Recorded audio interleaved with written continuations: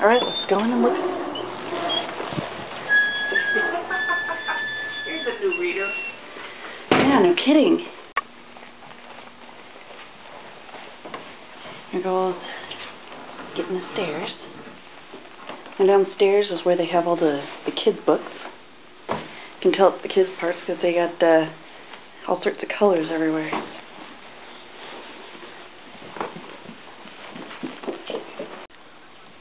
And look at that, all the books are at kids level. This is great. He can go pick out his own books, bring them to the little table over here, and come and read. Or he can read on the floor. That works too. They've also got some cute old desks over here. A little toy and some even smaller table over there. Oh, got an emergency escape. That's nice. I hope my kid doesn't find that ladder. Peter's finding more things on the floor. Alright, so here we are at the library. Lots of places. So what's about these pictures up on the wall? There's pictures of birds all over the place. They do a duck contest in the spring through the school, and one of my evening people is the art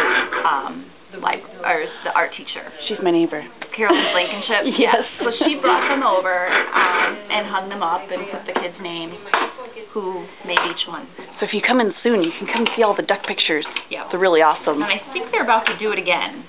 I think they do it every spring or something, the duck. Oh, so these have been up here a while. Yeah, these ones have been here for a while. But, if you come a little later, you can find the new ones. The new ones, yeah. And that painting's actually got quite a history. It was done by a big one in the middle.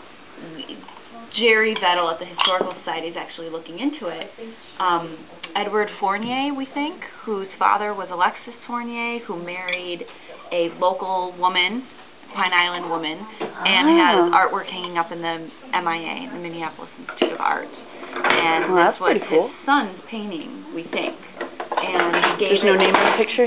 It says E. Fournier, so we think it's Edward. Oh. So, yeah, from 1935. Well, that's pretty cool. Yeah, so it's made its way. It used to be over at there was a 1904 building that I think was part of the school, and eventually made its way over here in their late 60s. So that's pretty interesting. Yeah, so there's that. So did this building used to be a house?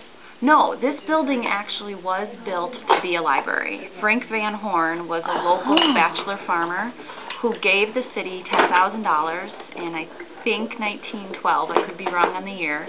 And somewhere around there. And he said that 3/4 of it was to be used to erect a building, and 1/4 of it was to be used to buy books.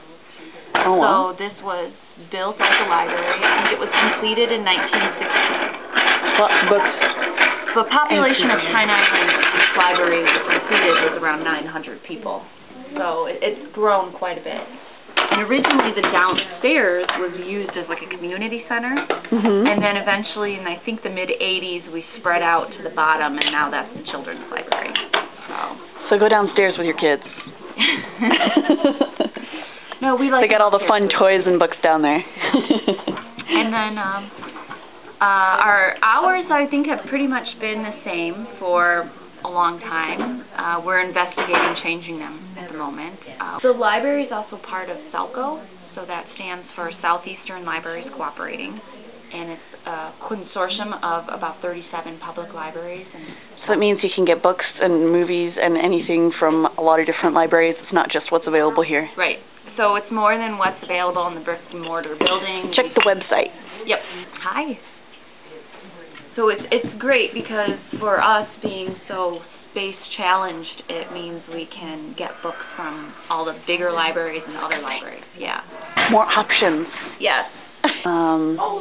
They got movies and looks like they have books on tape and books. Do you have books on CD as well? Books on CD. These are all books on CD. Those are kind of the remnants of my books on tape that we're slowly getting rid of. They're just because nobody has tape players anymore. I don't have a tape player. I don't have one either. And VHSs, I'm doing the same thing. I'm just kind of getting what I'm doing. Still have a VHS player. Yeah, I know. A lot of people don't anymore because once they broke, you just stopped replacing them. It's true. I also got printer. That's the She needs a copier. We have a color printer downstairs, black and white one up here. All your printing needs.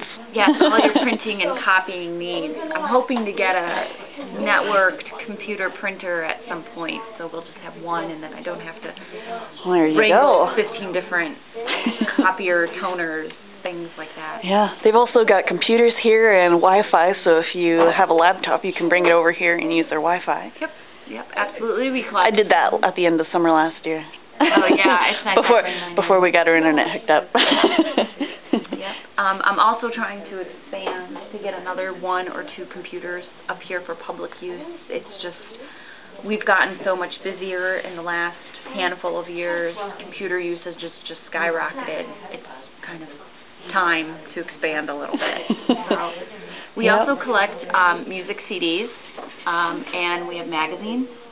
We also have electronic access to a lot of different databases through the Electronic Library of Minnesota, so ELM. Well, there you go. So there's a lot more to the library. You don't even have to check it out, just check it out online. Yeah. A lot more to the library than books, and a lot more than what's inside this building. Yeah, I know. I saw a lot of little kids' toys downstairs and games and all sorts of fun stuff. Speaking of the kids, do you guys have summer programs for kids? We have the summer reading program. This year the theme is Make a Splash. So that's kind of a statewide But not in the theme. library, because wet books are bad. Yeah, wet books are bad. But we will be doing various water-themed activities. Oh, fun. We do Tuesdays at 2, which the American Legion is kind enough to provide the space for, because we are... That way. We'll be having several activities and a reading schedule with prizes set up for people. Oh, fun. Kids, to encourage them to keep reading during the summer. So we're It'll hoping be a lot of to fun. end it with a pool party, but until we can reserve the actual pool space, we don't know yet. So. Oh, right. We're going to do a pirate day where everyone can. Well, where can they get information about where for the summer programs? The summer reading program will probably start having information at the beginning of next week or the week after that. Usually the middle to the beginning of April is when we start having. They're starting soon.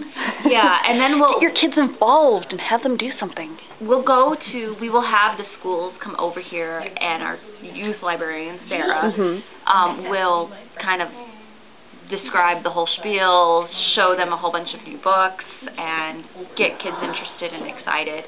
And then I think sign-up will begin once school, right as school is letting out. We'll have actual sign-ups.